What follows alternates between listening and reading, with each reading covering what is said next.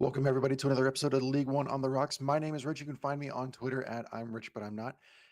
Joined by the early Happy Father's Day. You can find him on Twitter at Mediocre Race. Brian, how you doing, man? I'm doing pretty good. I appreciate that, Rich. Yeah, good day. It's hot, very, very hot here in Omaha. But the United States did draw Brazil 1-1, so did not see that one coming. But it's a good day. Sure is. Yeah, that was an entertaining match to watch, like start to end. Like that was entertaining. Yeah, I will say you can definitely tell the athletic prowess of the Brazilian players being much, much faster. Yeah. When I was at the club lunch this afternoon, I heard the guys talking about this match, and I kept wondering why one of the guys was getting really riled up about it, or not riled up, but he was, getting real vocal about it. And I was thinking, why is why is he getting? And then I was, oh yeah, Pedro Fonseca's from Brazil, so he's got some skin in the game. Yeah, Yeah, there you go. totally understand it now. And Tim already ranting Blue Penguin Media saying goalkeeper appreciation day.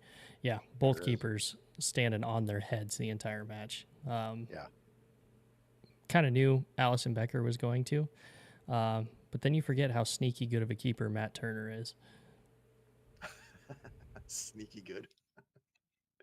Yep, he's definitely that.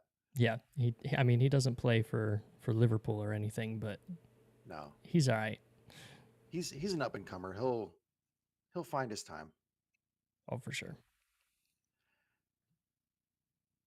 And then Tim coming in here again saying, "Did you ever think you would be talking about Matt Turner in the same breath as Allison?" No, I Nope, did not. No. nope. He proved it today, though. Yeah. Big shout out to Matt Turner today.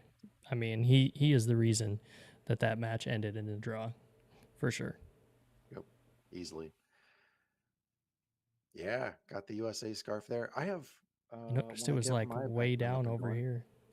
I like Yeah, to it is try a to little keep low. them like the same. I didn't do a very good job. I'm sorry, everybody. You did fine.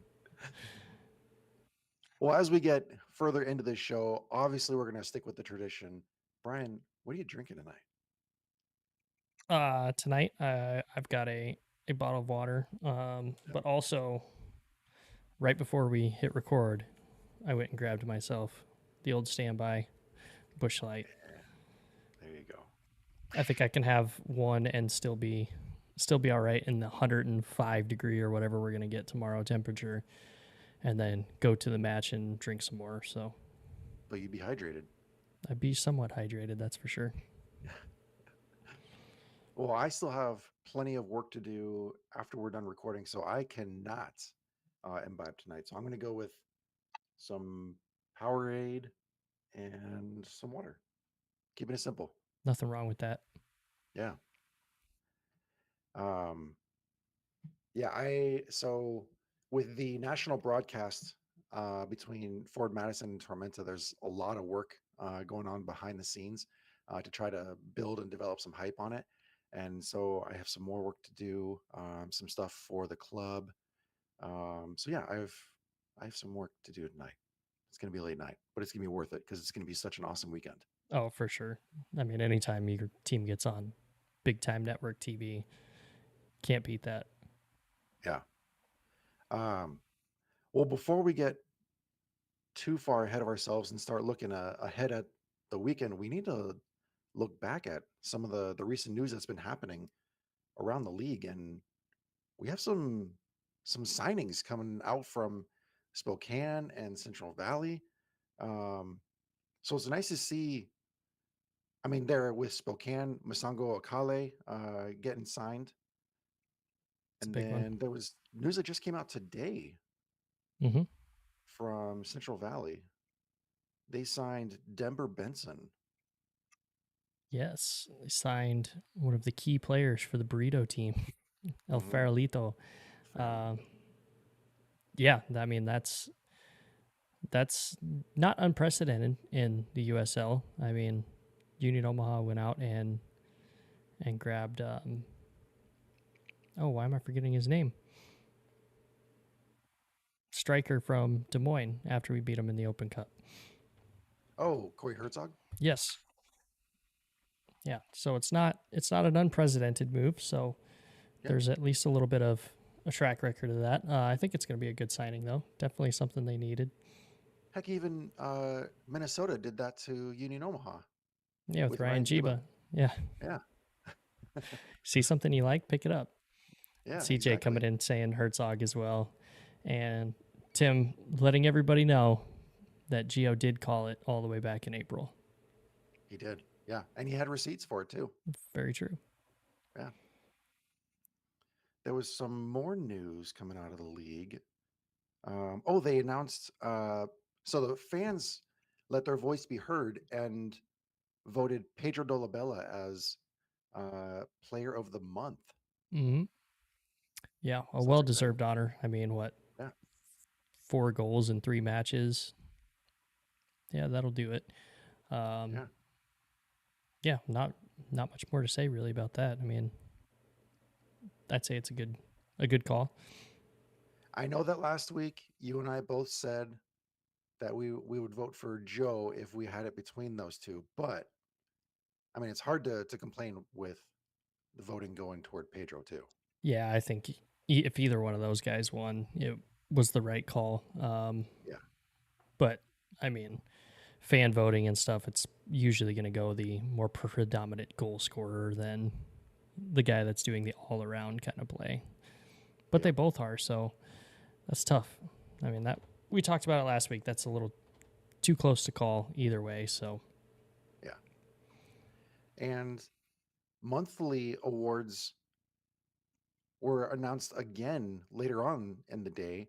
And that news is staying in Omaha because Coach of the Month was awarded to Dominic Casciato. yeah, that one, I'm a little bit shocked on that one personally. I think there were points where Omaha's form wasn't great, um, but again, he's also brought the team to the top of the table right now currently. So it's hard to argue with with results like that.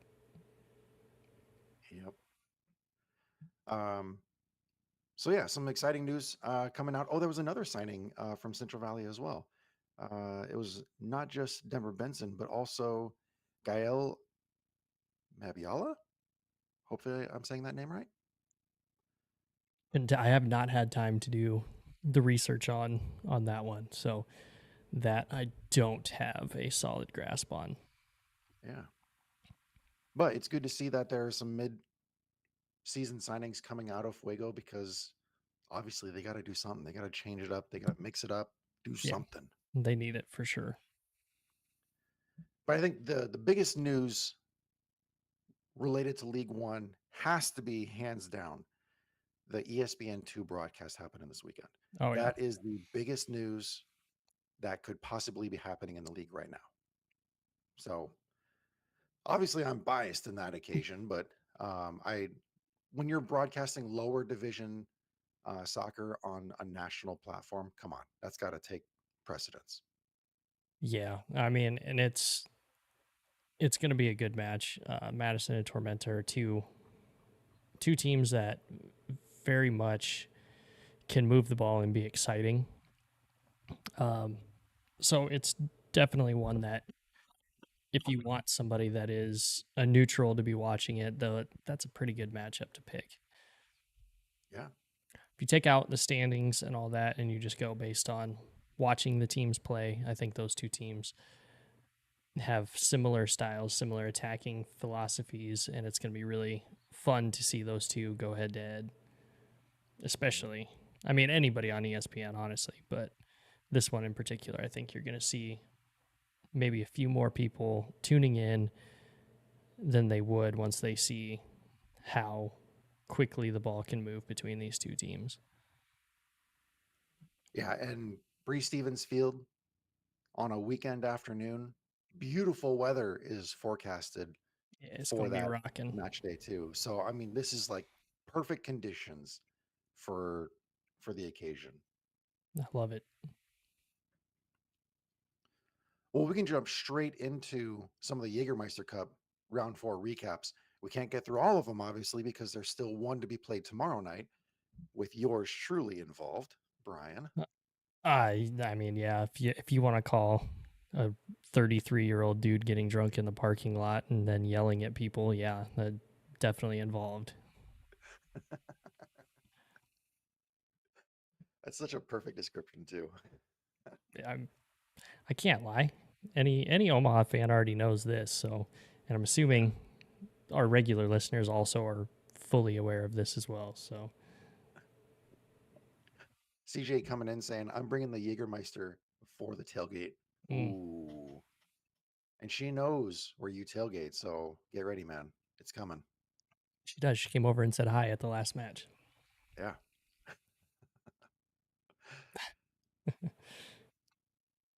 Well, to kick off round 4 of the Jägermeister Cup, started off with the Barrel Brawl there in Knoxville, with a matchup between One Knox and Lexington.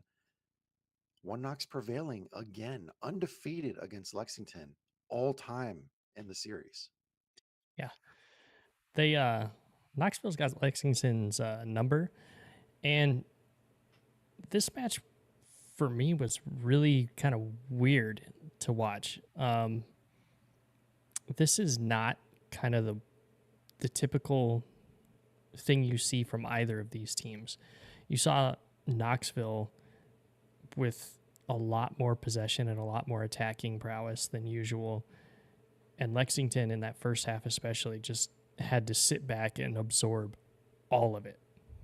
And it's crazy to think that that's how this season has kind of gone for Lexington in particular.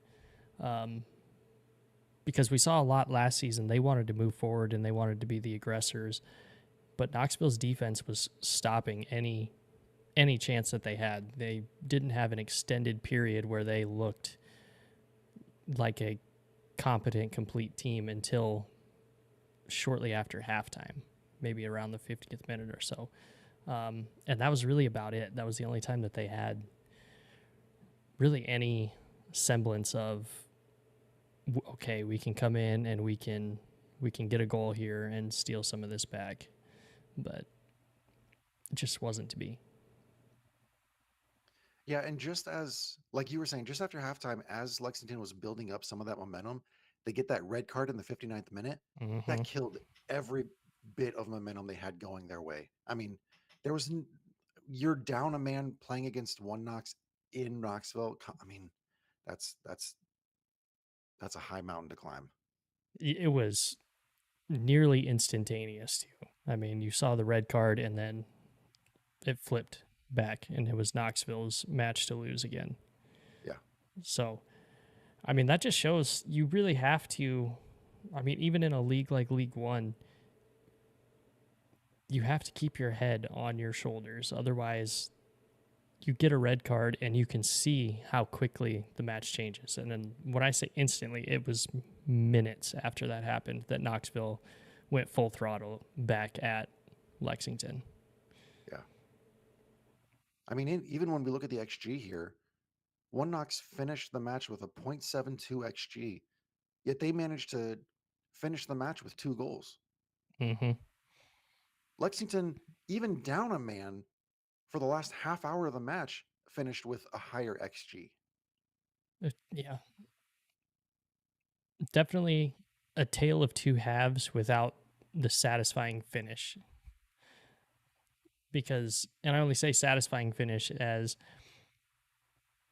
it looks like it could have been a back and forth affair.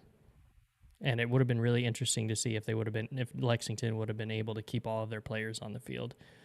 But that being said, you still got to keep the team on the field. And they didn't. So obviously that hurt them. But hats off to Knoxville, man. I mean, undefeated against a Derby rival. Them bragging rights are there for the taking. Seeing the YouTube comments and then hearing you say that, oh man. I'm going to take a walk during that segment of the show. I'll tell you Yeah, that. I think you might just go solo for that one. uh, Liz Kuzi coming in saying, I will wait patiently for the Greenville recap because that was fun. Yeah, assuming she's a Greenville fan. I Yeah, would assume reasonable. so. Um, Tim coming in saying, yeah, but 10 men worked against Madison earlier this year. Yeah, it did. Yeah. It's true. But looking at One Knox's attendance, so they gained some news with their on-field action. They also gained some news off the field because with a nearly 2,000 person attendance, I mean that's well above average for them, isn't it? Or is that I right up on average for them? I'm checking on that right now. I can give you those numbers here in 1 second. Because for some reason I was thinking they sat on average like 1,400, 1,500. This is uh based off last year. They finished the season with an average of 2,034. So they're sitting right Oh, about where they usually are. gotcha. Okay. Still though, not a bad crowd. Yeah. Yeah. I hear that's a beautiful complex. Oh, the Tennessee complex. I'm sure it is Tennessee. The Tennessee athletic department's got some There's some money, money, so right? There's some money there. you can thank the volunteer American football team for that. But Yep. I ain't gonna complain. And women's basketball. Ooh, women's basketball, very good as well. Yeah. But for predictions on this one, fans got this one right. You and I, on the other hand, did not. So No, fans starting off strong with the round 4 predictions. I will say I predicted the score, just the opposite You direction. did. Yeah. Yeah. I was wrong in both regards. How about that?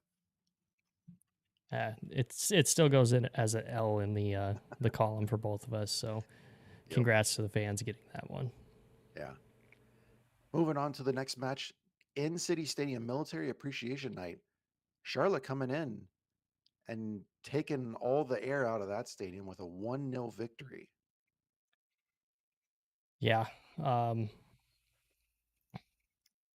This one definitely was somewhat expected. I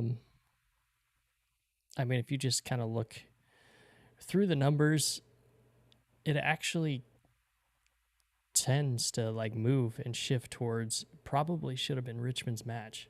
Um, Unfortunately for Richmond, they just had their opportunities and were unable to capitalize on them. But Charlotte gets the goal right before halftime in stoppage time. And who else is going to score the goal but Obregon? I mean, we talked about it last week. You got to stop Obregon. Yeah. Right now, if you can do anything, if he is running anywhere near the goal, you got to take the card. Cycle through with everybody on the team and take the card anytime he's moving in on goal. I mean, Yeah. dude is on fire. I would be shocked to not see him as player of the month coming for the month of June, just with what he's done already. And we're Yeah. not even halfway through the month yet.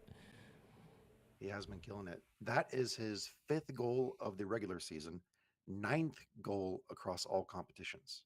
Whew, lighten it Yeah. up. Yeah. He really is. Crazy.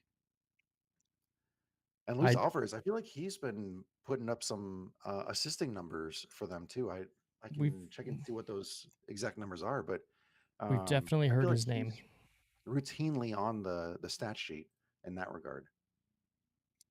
Definitely heard his name multiple times. Another big thing that came out of this match was the return.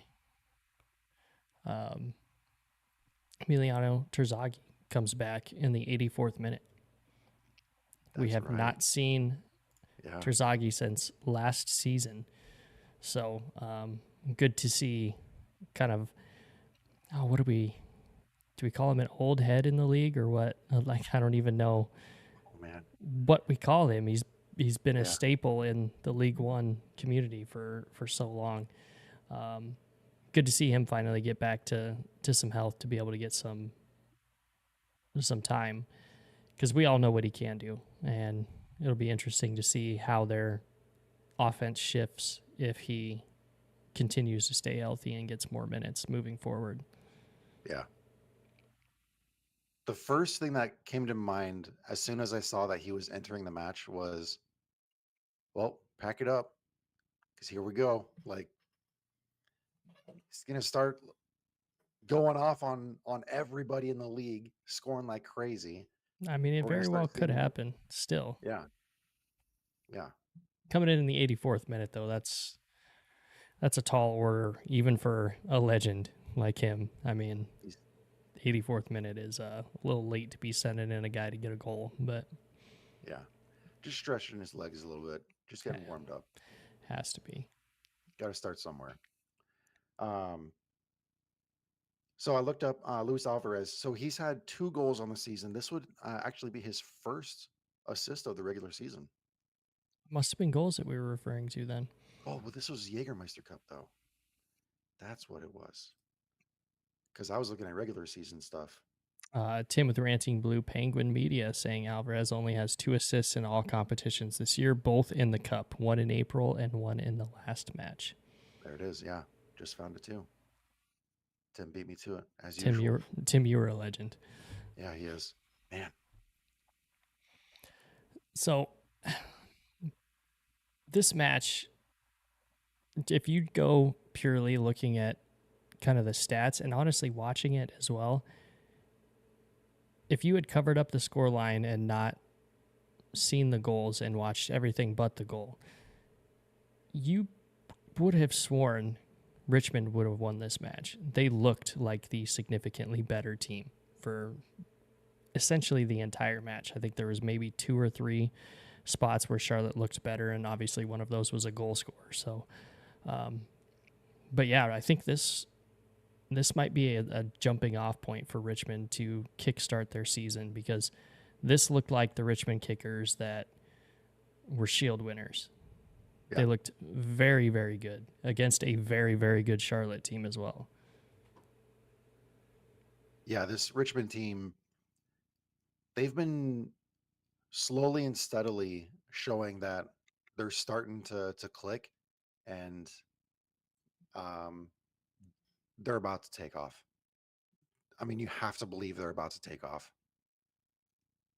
Well, Right yeah, now, they're sitting in 8th place in the regular season with 8 points through 8 matches. But I mean, they're going to be they're going to be collecting points. Like that's a good team. I would I would not be surprised if they let's see. I think it would not be unexpected of them to finish in like the 5-6 range before the Mm-hmm. end of the season. Yeah. Oh, yeah. Neil Vigneault's coming back next match as well. Yep. He was suspended for this one. So Yep. good catch there, too, Tim. Yeah. But He's the reason why I predicted my prediction. mm-hmm. It's well, speaking of your prediction, fans had a Charlotte win, so they take a W there. I said Richmond and Charlotte tie and go to PKs. That was wrong. And Rich, right on the money with a Charlotte 1-0 win, getting the elusive second extra point. Woo. Got the exacto. Love it. Even at my own expense, I still love it. You were really close though with yours. Ah, it happens, man. I mean, this league.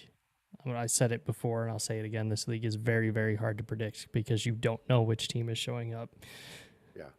So, What I can't wait to see happen in City Stadium is if they have a Jägermeister Cup, they go to PKs, got a fly in here, um, and they choose to have the PKs facing the goal that's right in front of the beer garden in City Stadium, mm-hmm. and just seeing everybody from the main stands move over behind that goal, that would be quite the sight to see. That would be so hilarious. And with as loud and rowdy as the Richmond Kickers fans get during a regular match, Mm-hmm.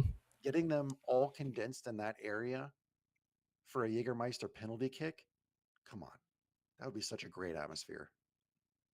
Yeah, I think City Stadium is a great atmosphere anyway, and it would be super funny just to see 5,000 fans try to go fit into that little tiny beer garden and hang out. Yeah.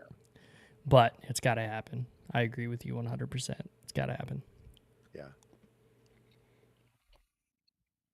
Trying to imagine Rob Ukrop trying to stand there and like tell everybody, no, no, no, no, Hold but back them the just standing floodgates.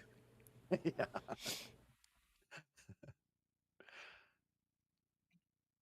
Well, moving on from that match, we go to the Den for Marvel Heroes Night. Hmm. As Chattanooga Red Wolves hosted Ford Madison, finishing to a low scoring affair here. Madison taking the 1-0 victory, but I don't know what's more surprising. The that's not surprising. Ford Madison taking the victory is not surprising at all, but the low scoring affair at the end of the Hmm. match, that's what's really surprising for me. Yeah, I agree with you. I mean, I would have thought that this Red Wolves team would have been running on fumes at this point. Um, 3 matches in 7 days, and you got to play a legit title contender on the last one. You play two legit title contenders in a row. Man, geez, um, I don't envy them. They held up very very well.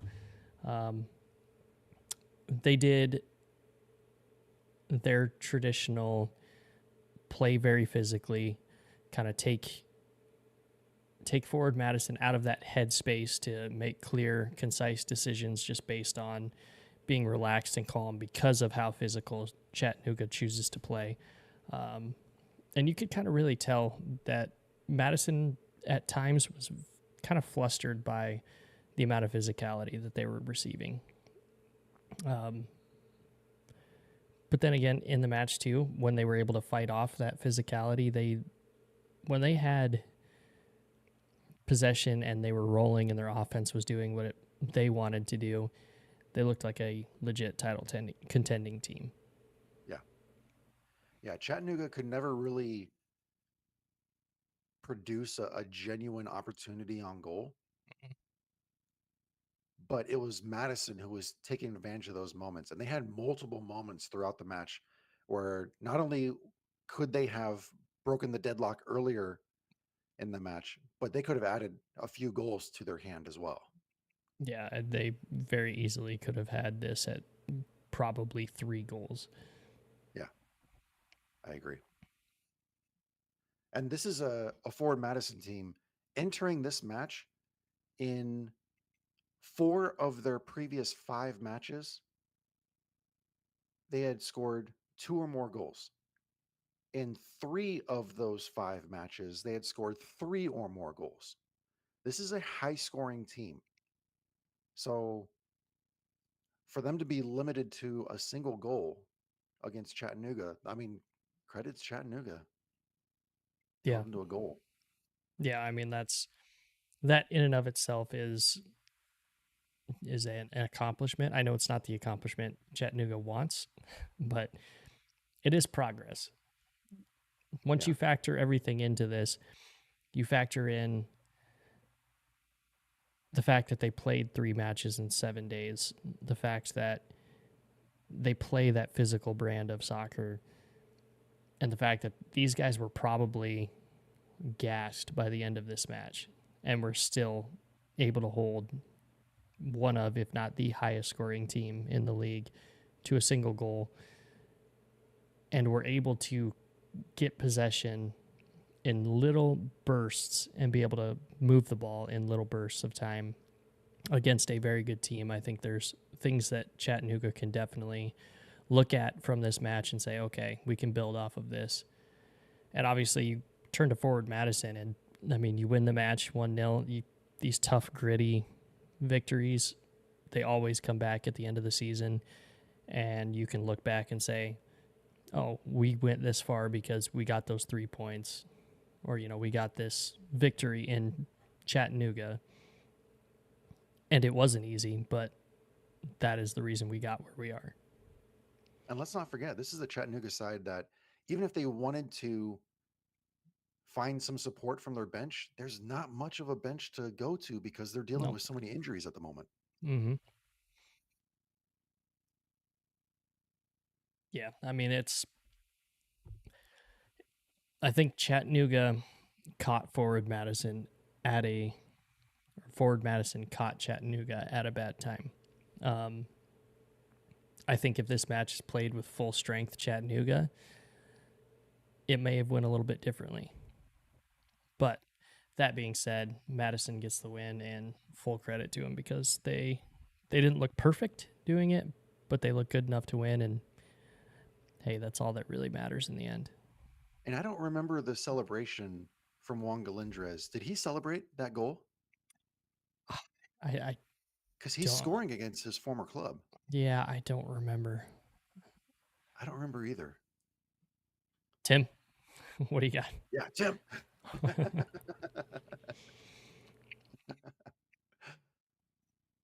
Oh man. But as far as predictions, fans, you, me, all had Madison winning. So we got 3 in a row there. Woo. Perfect sequence there. Congrats, everybody. Tim's saying, let's just say he did because he should have. That's fair. Well, we had one derby match earlier that we were chatting about. We have another one up next, the Fire and Ice Cup. Yep. And if you had told me this one would be the highest scoring match of the round thus far, obviously, because we still have one more remaining, I would have laughed at you. Bullshit. I would not have guessed this. No. Bullshit. Northern No Colorado way. hosting Central Valley Fuego, finishing off with a 4-3 victory. All of the goals coming in the second half. Barn burner second half. Yeah. And for anybody that's interested in this, just how much possession was being had in the middle of this field. If you go to the league website and look at this heat map that they have, it is a solid blotch of red right in the center of the pitch. And then two little outlying spots on either goal. It is hilarious. It's just like Rock'em Sock'em puppets in the middle third, and they're just like digging each Yes. other out the whole time. Yes. I was going to say, it kind of looks like a clown face. So if you have that phobia, don't go look at that. But just so we're aware, it is there and it is funny. And stop me if you've heard this before. Northern Colorado goal scored by Bruno Rendon. Yeah, dude is a stud. Yeah. Add to that an assist from Billy King. I mean, come on. Yeah, Billy King's first of the night as well. Yeah. He ended up having two. So there were 7 goals scored in just over half an hour time. 7 goals. Entertaining, to say the Yeah. least. Yeah, I don't think anybody saw this one coming at all. Um, I definitely didn't. And honestly, when Northern Colorado went up 3-1, I thought, all right, this is over. I don't have to watch the rest of this. I mean, they went up 3-1 in the 70th minute. Yeah. But full credit to Central Valley. I mean, you get one on a penalty, but you still have to make the penalty. And as we have seen recently, that ain't a guarantee in this league or in this competition. So they make the penalty and then they draw it back up in the 83rd minute. So 3-3. In the 83rd minute, you got to be feeling really good with your chances. And then we see the Central Valley we're used to, and a minute later they let a goal in, the game-winning goal from Robles. So That's got to be so painful. it's heartbreaking. But I will say this is a definite character building moment for Fuego. I mean, Northern Colorado is one of those unknown teams right now. We know they have the potential and the bodies to be good. It's just how they're going to get when they're going to get it figured out. Um, but that being said, Central Valley wasn't completely outclassed in this one either. So there's definitely some things that Central Valley can take away from this. And there's also some lessons to be learned for Northern Colorado. I think they probably took their foot off the gas when they went up 3-1. And I think they probably slowed down a little bit too much, and it almost came back to bite them. So um, there's lessons on both sides and good lessons that needed to be learned, especially this quote unquote early in the season. Yeah, Um, but overall, super entertaining match. yeah. And you have to believe with the recent signings that Fuego just announced, they're going to be throwing those players on the pitch here in no time, Yeah. and you have to believe that they're going to have an effect, um, very quickly in their tenure at Fuego as well. Because I mean, what were they working with, or what was what's his? Let me scroll back up. Mm-hmm. Oh, what was his name? Um, what was his name working with when he was over at El Farolito? Never Benson. Um, Yep. Yep. so if he's suddenly surrounded by the people that he is now with at Central Valley, I mean, he's going to be putting some numbers up. It's just a matter of how quickly he adjusts to the League One style and starts producing. So it's not going to take long. I don't think so. I mean, if you look and see what he was doing with El Farolito, I mean, especially in that Open Cup run, they're used to playing that kind of style and being able to play against teams in this division and this caliber of players. So definitely, I think that he's going to get thrown in early, and I think it could be as early as their next match. Oh, that wouldn't surprise me at all. Yeah, especially since they have a bye week, don't they? Oh no, they play Richmond this weekend. And with how Richmond looked, they're going to need some firepower. Yeah, yeah. Well, we all got the predictions right on this one as well. Another clean So sweep. I like it. clean sweep. Yep. And now that we're at the Peach States Derby, I'm going to turn my webcam off. You guys go ahead and talk amongst yourself. Yeah. Man, uh, they got it done early with Greenville, 5th minute. Leo Castro. I mean, stop me if you've heard this one before. Leo Castro scores a goal. Um, man, how just walk me through when you had to announce that over the PA. How upset were you? I tried to say it as quietly and with the least amount of enunciation as I could. Greenville goals go really Castro. I love that. That is the funniest thing ever when you have the home PA guy when the opposing team scores. And I know Owen does it too. I think he does it the He exact does. same way you do. You just go right up close to the mic. That's funny. Tormenta though, 13th minute brings it back Yeah. even. Austin Winter. Yeah. Yeah. Um, man, that so when he scored, so Gio and I were texting back and forth during this match. Yeah, see, there it is. See, he's already alluding to it. Um, yeah, he and I were texting back and forth in the match, and we were having some fun along the way. But um, there was a call and response from Gio and I in the goals in the 5th and 13th minute that were fun. I can tell you about those. Um, but yeah, in the 80th minute, and then the 89th minute, Lyon McKinnon, yeah, he did his thing. Whatever. Yeah, I mean, what can you really say about it, man?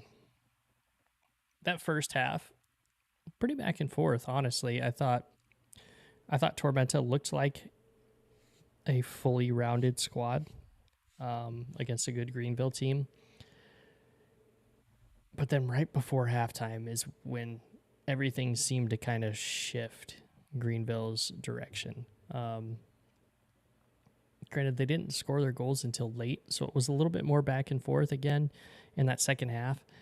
Um, I don't want to say talent was the issue, but I think Greenville kind of figured out Tormenta's defending game late in that match, and they made a few adjustments with where guys were receiving the passes on the pitch to be able to send passes forward. And just that little shift is what did in Tormenta. They weren't able to adjust their defensive line quick enough to cover. And also, Liam McKinnon, what are you going to do? I mean, Yeah, the dude is a stud. So, yeah, he really is. not really a whole lot that, not really a whole lot that you could do. And that one, man, you're getting it tonight, Rich. I am, man. Um, I deserve it too, though. I can't speak against it. I mean, it's all true. mm-hmm, There was a tweet sent out by GVL Goals with a stat related to Liam McKinnon's goals. mm-hmm. Of his 11 goals in all competitions, Liam McKinnon has 5 against Tormenta. Oh, And 4, no, here it gets even worse. And 4 of them have come in the 80th minute or later. oh. Well, Yeah, happy Father's Day from Tormenta. yeah. Man, yikes. Um, Little Koozie We still saying, have the Peach States Derby trophy here in the office too. Like, why didn't they just take it with them while they were here? nah, they want you to send Don't it make to us him. ship it up to you. Just Yep. FedEx it. Liz Koozie or Lil Koozie saying goal scored by the greatest player in USL League One history, Liam McKinnon. I wouldn't quite go ooh. that far yet, but um, Would you even go club history? ooh, you got a strong case for club history. I think you got a strong case. Um, then Luke Martin coming in saying frustrating part for Tormenta as Ian Cameron talked to his team about mental toughness late in games. That yes, you could definitely tell late in this match the mental toughness was lacking. That's definitely something Tormenta needs to figure out and quickly. They seem to lose a lot of matches late. But that being said, there's also been teams in this league, the team that Tormenta played also had issues with late game closeouts as well as forward Madison. And then you look at them now. I mean, it's all just it's a cycle that players have got to get used to it, and they've got to unfortunately they've got to live through some pain to come out the other side. So, full credit to Greenville. I mean, they looked like the team that is as high in the league table as they are. I know this was a Jagermeister Cup match, but at the same time, league standings are going to come into play, especially when you have a chance at winning your grouping. So, yeah, big match. I think there's a lot of things Tormenta needs to work on, and obviously Greenville has kind of figured out who they are and what they're going to do, which we talked about earlier before the season started. That's something that we both thought that they needed to do quickly, and it seems like they have. They figured it out. They have, yeah. Um, yeah, Greenville is one of only 3 clubs in the Jägermeister Cup who remain undefeated. Um, scoring 7 goals, conceding 3. So, I'm sorry, conceding 4. So a goal differential of 3. So they have a clear advantage in the Eastern group with Hmm. 9 points. Next closest is Charlotte with 6, Richmond at 5, Tormenta at 1. So um, Greenville making a very, very strong case for being the winner of this group. Um, Now, I think they're finished playing Tormenta in the Jägermeister Cup.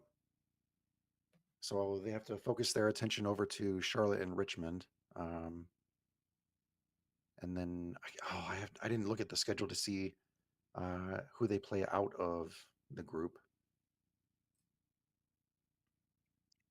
And Tim coming in Uh, saying, "Is that the same Greenville team that lost 1-3 to Chattanooga? Figured it out." Yeah, I mean, there's everybody has off weeks, um, and we just got done talking about Chattanooga has looked significantly better um, as of late, so that doesn't look that bad yet. I will say. Talk yeah, to me at the end of the season. We'll see if it was that bad of a loss, but yeah.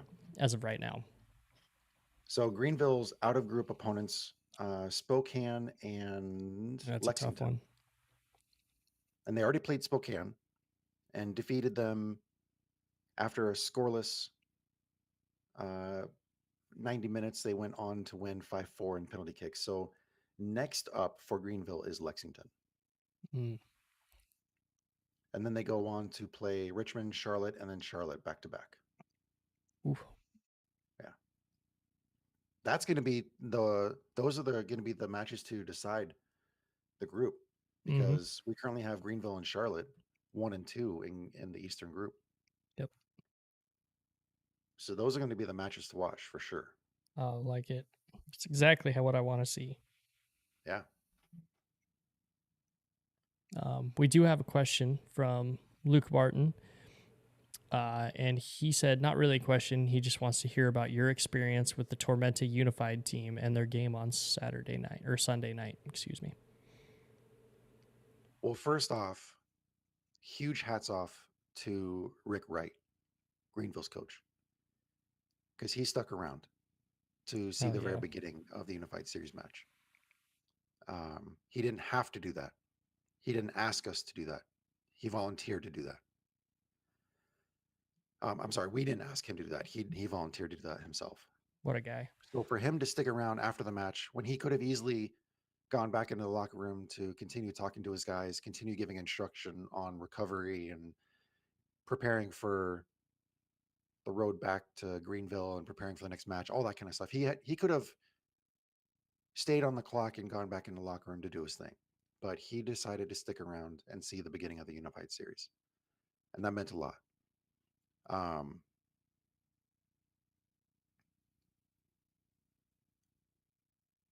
there's also I'm trying to say all this stuff without getting emotional because it really was an emotional experience. Um, there were so many people within this club that had a role to play in the Unified Series, whether it was Alex, our director of ticketing and fan engagement, who was the head coach for the Unified Series, whether it was uh, Bryce Judy, our director of operations, who jumped in as a last second referee, whether it was Miss Jolene, who prepared the pregame meal for the Unified Series team before they came to the match that night. Um, I mean, Connor, Caroline, Noah, they all helped with providing graphics and articles hyping up the Unified Series. Everybody here had a role to play. Even the interns ran out there to put the markers on the field so that we had field dimensions for them to play on. It was just everybody had a hand in what happened that night. We had Boys and Girls Academy players on hand. We had W League players on hand. League One players came back out of the locker room to watch. Not only did they watch, they took part to celebrate with the players after they scored goals. And we have videos on social media where you can see them dancing and celebrating. After the match was over, they they created a tunnel for the players to run through. There were just so many moments from that unified series match that are going to have a lasting impact on me, but more importantly on the athletes, because the experience they had was more than I could ever hope or dream for. Like it was just a perfect event. It went off so well, and I'm so happy for all the athletes. They were, I mean, they were as happy as you could possibly be after the match. Even during the match, they were having so much fun dancing to the music as we pumped it and everything. It was just such a great time. Um, and we're looking forward to going up to Greenville in October for the October 26th match, um, so that the unified series teams can play against each other. I saw the Greenville Unified Series team play during halftime when I went up there for the Greenville Tormenta match on that evening, and they did a great job with their halftime, match that they did with their unified team. So when we go up there to play them, I think it's going to be another great experience, and I'm so excited for it. Yeah, I mean, I think it's pretty safe to say it's your and I's like favorite um, thing that's kind of come out of League One. The Unified Series, watching it at Union Omaha, it's always just been so much fun. And I know there's some comments in the live stream about um, people were having family members that work with special needs and stuff like that. My mother actually does as well. So this is one that also is pretty close to the heart too. So it is really cool to see that more and more of these teams are adopting unified teams to bring out and putting as much time and effort on their unified teams as they do their League One teams or their women's teams or anything like that. Um, so it's just really cool to see that more teams are getting unified teams, and we're going to continue to see that moving forward. And I I know there's Omaha fans in the chat, and I think every single Omaha fan that's in the chat stays and attends the unified matches too. But anybody that's listening that hasn't been to a unified match, it go, because it is so much fun. Um, and these athletes are very very good. Um, and the matches are entertaining. Oftentimes, it has more action than the first team matches because there's a lot less of the pass backs and passing around the back. Like, these athletes go for it. They want to score goals. They want to put on a show for everybody, and it's so much fun to watch. So make sure you get out and support your unified series athletes and just have fun. It's a good time. Yeah, and the messages, the emails, the stories that we heard from not only the athletes themselves, but also people, caregivers, also family members, friends, people who work with the athletes also sent us messages with reports on how these athletes were still buzzing, um, and overjoyed from the experience, and just the stories. Um, it's just it was a truly remarkable experience, and I cannot wait to get going again. We're going to be having training sessions here again soon, um, preparing some stuff. So we had a meeting this afternoon where we talked about some other things that we could do, and there's things in the works. Like we're just constantly thinking about this and trying to think of how we can provide a better experience and make this cooler and so much more fun for the athletes. It's just such a great experience. I love it. Love it. Yeah. Well, getting back to the League One match, 0 for 2 on this one. Rich obviously couldn't pick this one in the predictions, but fans predicted a Tormenta win, and I predicted Tormenta to take it in PKs. So 0 for 2 on that one. So I think, well, this week with the predictions, I know we have Omaha and Spokane, but we can do that after we recap the scoreboard and see what we can do. So this week the fans went 4-1. So congrats to the fans. Rich 3-1 with the +1, and I went 2-3. So in a turn of events here, Rich actually takes the overall lead. 16-18 with the +3 modifier, bringing his overall to 0.559. I'm sitting in second place, 18-18 with a +2 modifier, just barely under him with a 0.556. And the fans hovering right around that 50% mark with 31-35. And then we have Tim with his 2-3 picks down there.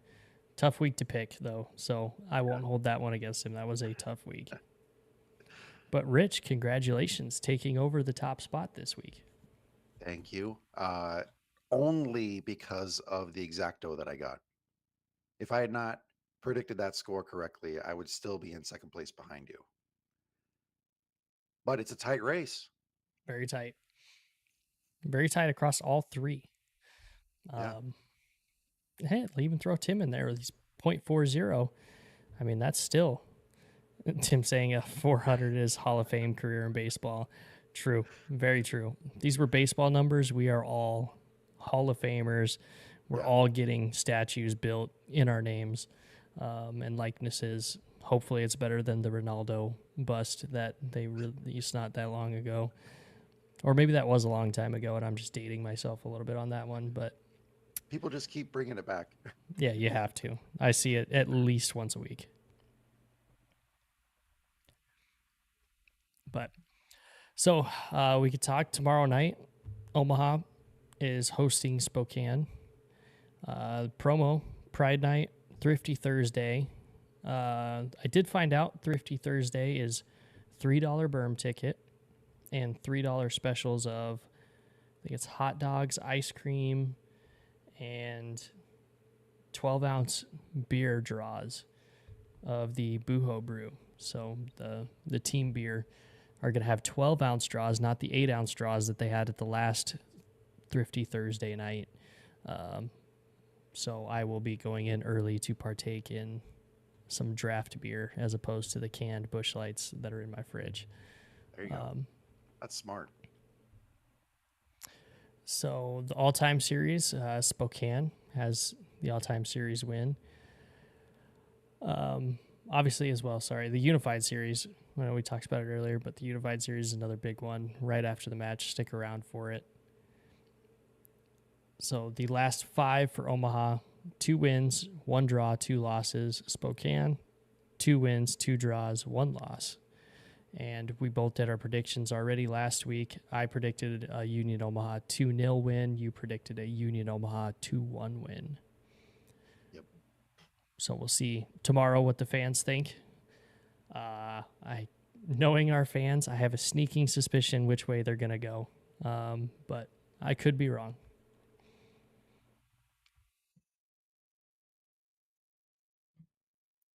And then jumping into the week 11 previews, we only have 4 matches this week. We have one on Friday. So we have the end of Jägermeister Cup round 4 Thursday tomorrow. Then we start week 11. We have 1 match Friday. We have 2 matches Saturday, and we have 1 match Monday. Friday's match is Charlotte hosting Chattanooga. That is going to be Charlotte Sports Night, where the giveaway that evening is going to be the 704 flag. So make sure you get in there to get that flag. I don't even know how many fans it is for the first ones, whether it's like a 500 or if it's 1,000 or maybe it's 704. I don't know. Yeah, that'd be smart for Yeah. 704 fans. Yeah. That's how I'd do it. But regardless, get there early. Make sure you're one of the first ones in there. Get yourself a 704 flag. Charlotte and Chattanooga. Mm-hmm. Charlotte I mean, this is a Charlotte team that, okay, how many goals do you think Obregon's going to score in this one? How about that? Two. I think Two. two. Okay. I think Okay. two is a good number. Uh, this is another really like Chattanooga has to be beaten up pretty bad at this point, right? Like this team plays all out every single match, Yeah. and this is just another match to add on their already crazy load that they've had so far. But that being said, Charlotte also looked a little bit vulnerable, and I think Chattanooga is going to be able to jump on those vulnerabilities. And with this being a regular season match, oh man, I'm going to go ahead and give my prediction and say that they draw 2-2. Whoa. I, Okay. I think Chattanooga comes out and pulls the upset, I guess, but not really an upset in that they win, but an upset on a game that I don't think a whole lot of people are going to be picking them to get a result out of. I think they do. I think Listen Charlotte to looked a little bit primed to be taken on, and I think Chattanooga's up to that challenge. listen to Chattanooga's schedule. So back on May 18th, they suffered that 4-0 loss to Tormenta. Mm-hmm.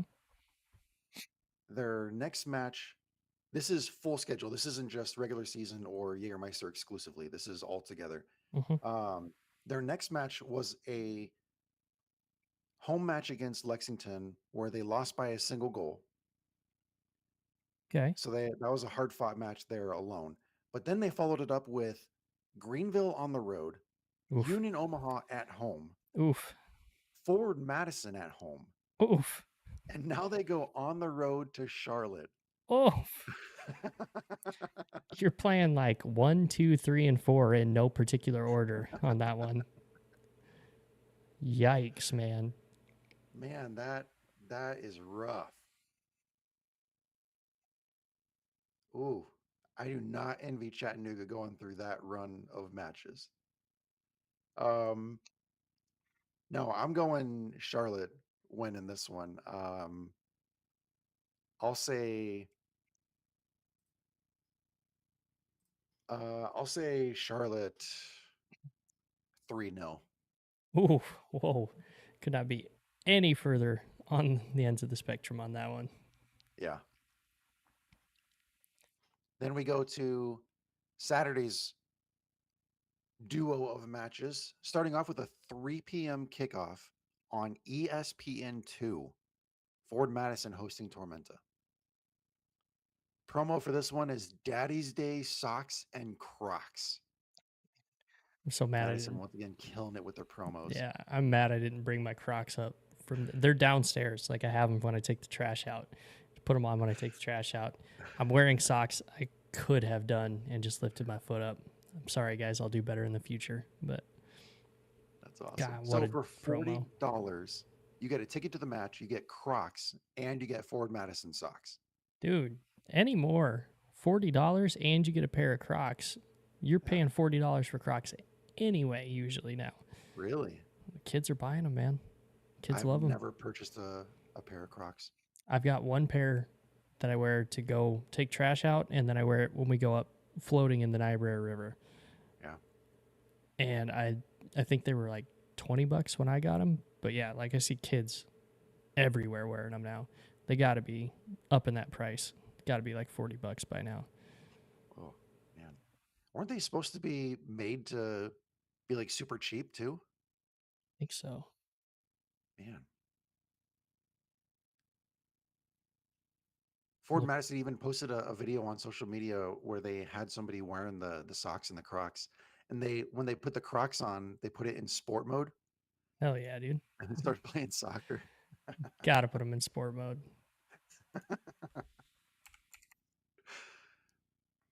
Gosh, Oh what are man. they at now? You looking at prices? Yeah. Yeah. Oh, let's just go to Amazon, whatever. Oh my gosh. Yeah. The adult classic Crocs, $37.49 on Amazon. Tim coming and saying standard Crocs are 40 to 70. Oh, oh. Yeah, I'm not paying $70 for Crocs, man. It's not gonna no happen. way. Nope. Well, this one, you want to plug your ears for this one because I don't think you're gonna like it. I'm already numb from the pain of Greenville's match. Yeah, I don't foresee this one going any better for Tormenta. Madison's a legit title contender. Tormenta is going to be pushing to get into a playoff spot by the end of the season. I don't see this going well for Tormenta. I do see them scoring, but I think Madison gets them 3-1. Okay. I was talking to Aaron Lombardi because, and one of the questions I asked him was about what it's going to be like facing off against former teammates Juan Galindrez, Timmy Mel. Mm-hmm. Who's the other one?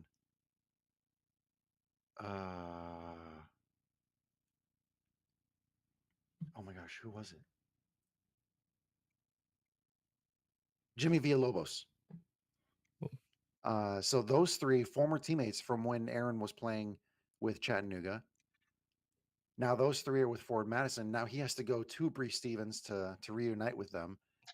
So I was asking him some questions about that kind of stuff, and he said it's going to be fun to see them again. But obviously he's going up there on a mission. Oh, for sure. Yeah, You got to stick it to the former teammates. yeah, yeah. And this is going to be Ford Madison's first time on national television. It'll be Tormenta's second time Mm-hmm. after playing in the 2022 USL League One Finals. Yep.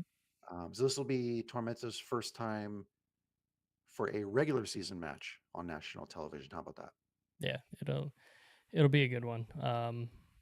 Really cool to see that the league got this done and are getting League One matches on national broadcasts as opposed to just championship. I Yep. think it just shows that they do have some confidence that the League One is a good product. So, and it Okay. would have been picked up if it wasn't. So, kudos. And I have a couple of historical context stats here for you. So Noah figured out that if Tormenta wins, this would be their 50th regular season win in club history. Regular season club victories in club history. Nice. All right. And then that inspired me to do a little research on my own. And if Tormenta scores in this match, it'll be their 200th regular season uh, goal. So there's some history to be made here. There are only 3 teams in League One who have 50 or more wins. One of them just won their 50th. You want me to quiz you? You want to try to guess them? That have 50 wins. Yeah. Greenville. Bonus point if you get um, them in order. Greenville. Yep. There's one less year. I think Omaha's probably on there. Yep. I don't know if they're number 2. Oh, who else would it be?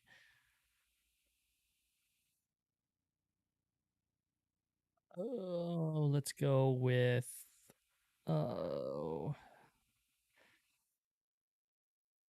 I want to say Madison, but I don't think that's right. Close. Very close. Richmond. That was the other one I was going to go to, but then I thought that those years where they were sitting, the year that they were sitting at the bottom, it's like, oh, Yeah. they couldn't have that many that year. But Yeah. yeah, that makes sense. You got 3 teams that are usually consistently good. So That makes Greenville sense. has 65 wins. Omaha has 56 regular season wins. And Richmond just had their 50th regular season win. Oh man, Yeah. Man, I'm kicking myself because I went back and forth in my head between those two. If you look at points, Greenville has a little bit more space on Omaha. Greenville has 233 points. Union Omaha has 204.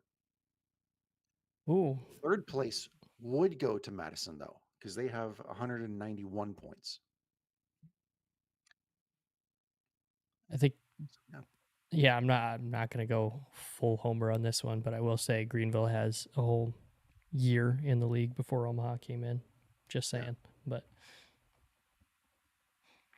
Oh, here's a good trivia question. All time League One, or let's see, active League One clubs. Who has the most goals scored? in active League One clubs, Yeah. most goals scored. This one I did not expect. Chattanooga. Holy crap. How did you guess that? Um I just think Chattanooga scores a lot. They don't win a lot, but they score a lot. I I genuinely was not expecting you to get that. yeah, just thinking anytime Omaha plays Chattanooga, it's usually a multiple goal deal.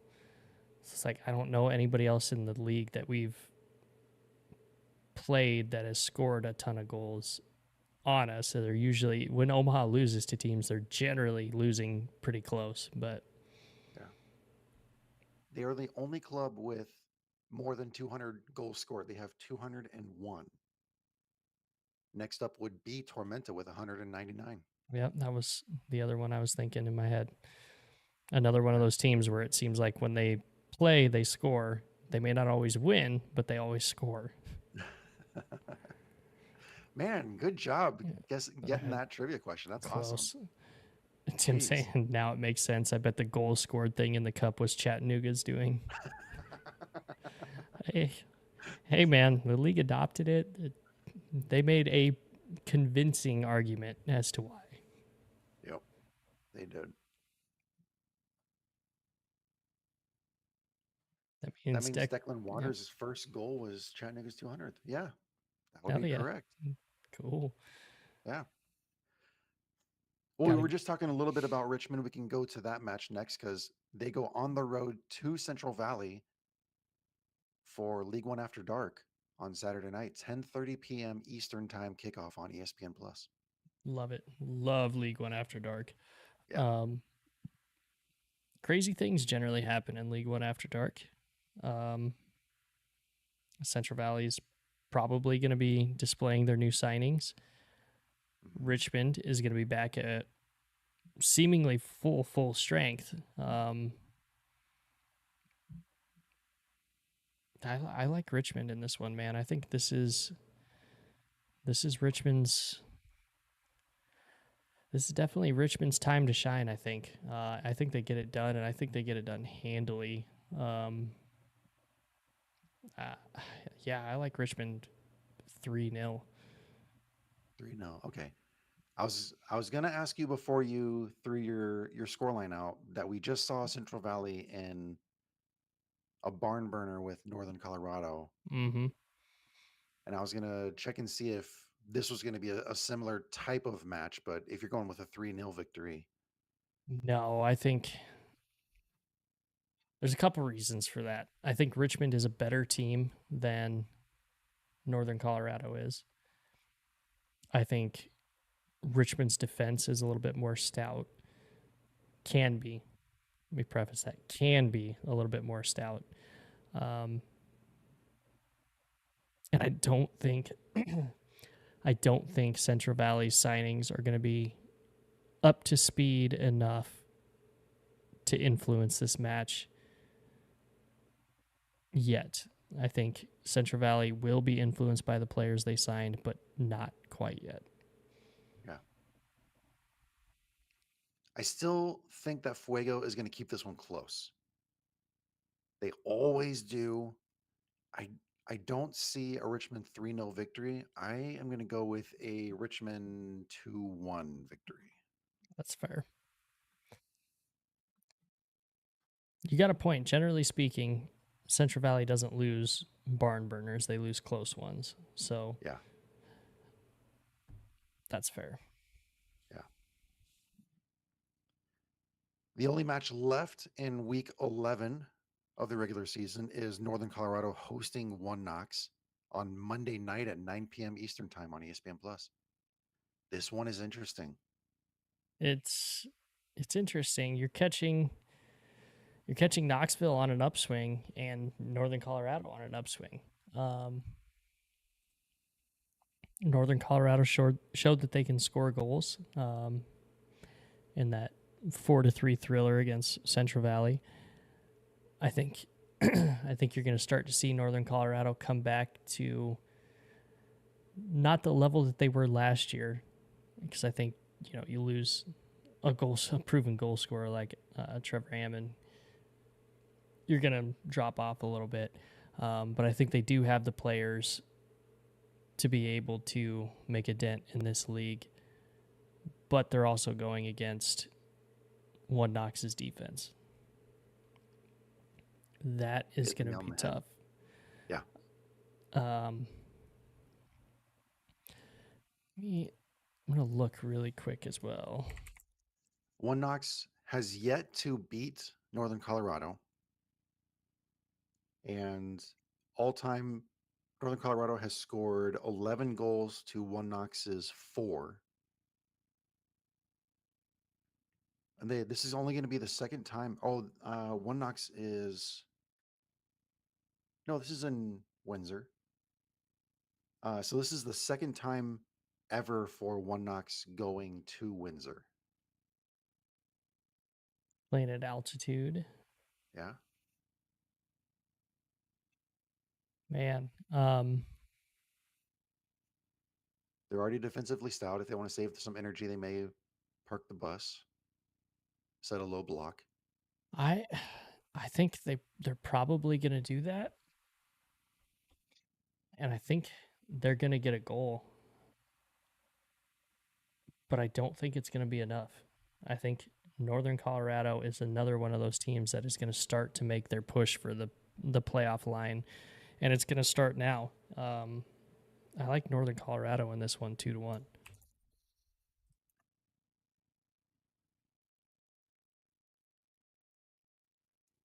I think Northern Looks like Colorado's found their stride. I think beating Omaha first has given them a big springboard, and then I think beating Fuego after blowing a lead has maybe awakened something, because um, Eamon out there was not letting his team forget that they almost blew a 3-1 lead.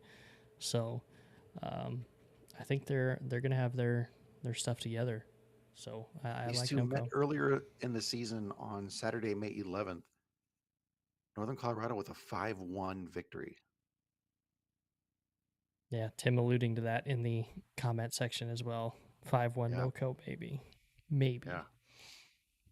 Yeah, I don't see that happening. But yeah, I like 2-1. I like it. Man, I don't want to say One Knox is going to be held scoreless, but I don't think this is going to be. But I really like that 2-1 score line. Um,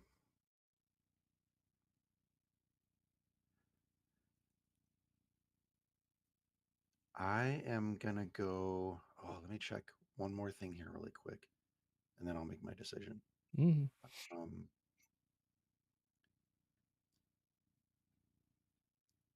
I haven't seen any injury updates from either of these clubs either, so that impacts the decision here too. But last three, One Knox lost 2 of their last 3, 3 of their last 5. So yeah, I think I'll go with you. I'll go NoCo. Oh, I don't want to say. I'll go NoCo. I'll go Northern Colorado 1-0. 1-0. Also another good one. Man, that makes me nervous saying that One Knox isn't going to be able to score a goal, though. Yeah, that this is not the Knoxville of last season. They've only been held scoreless twice this season. Yep. And it was against Ford Madison and Union Omaha. So, like you've alluded to a couple times when we were talking about those clubs, those are title contending teams. Mm, Hmm. Yeah, I'll say Northern Colorado 1-0. just gonna stick with it. Yeah, gonna stick with it. I will check Twitter really quick to see if we have any questions among us. Looks like we do not. Look at that. We can do a show in less than an hour and a half. We can. We don't even have to look at stoppage time for this 90 minutes, man. This is impressive. Look at us. Man. What am I Yeah. going to do with all this extra 20 minutes of time when we get off the chat afterwards? I'm not going to know what to do.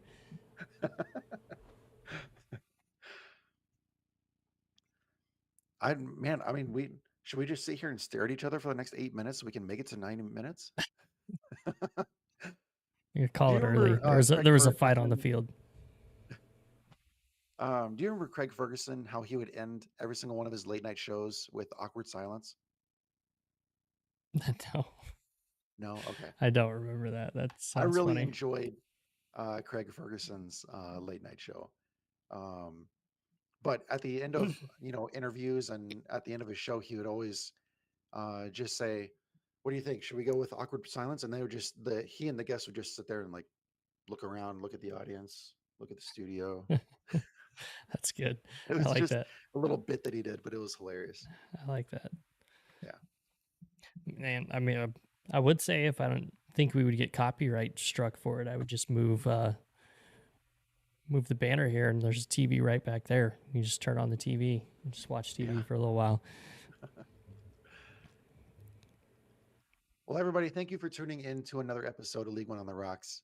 We'll be back next week with more coverage, more discussions. How about we just say we'll be past 90 minutes next week? We'll make it up to you. I think chances are we will probably be over 90 minutes next week. Yes. Yeah. Enjoy these 7 minutes of your free time, and we'll see you next week. Thanks, guys.